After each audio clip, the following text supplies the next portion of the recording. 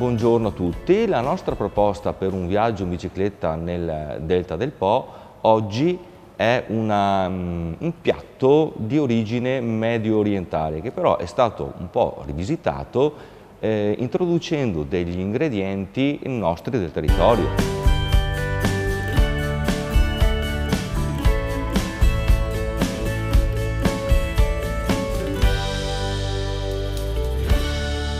Si parla quindi di un riso integrale del Delta del Po e di un formaggio tipico della zona del territorio, un formaggio di capra. Allora, il piatto si chiama tabbouleh ed è un piatto, come ripeto, di origine libanese, un piatto antichissimo nel quale non prevede l'uso di proteine animali ma di proteine vegetali. Quindi è un piatto che è adatto a vegetariani.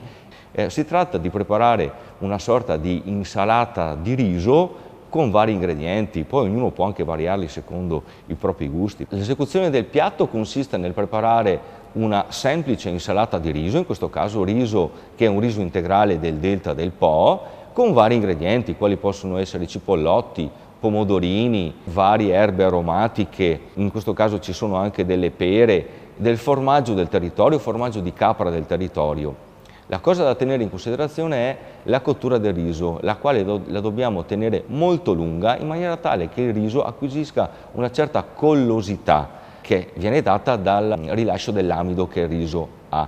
Questo perché viene poi servito avvolto l'insalata di riso in una foglia di verza, la quale viene sbollentata o sbianchita precedentemente in acqua bollente e serve da portafoglio, da contenitore che può essere usato dal ciclista, in questo caso può portare via con sé.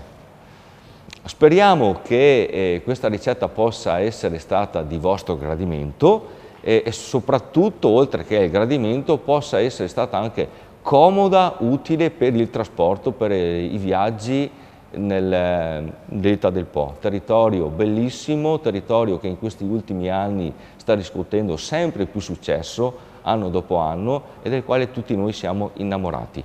Buona pedalata a tutti!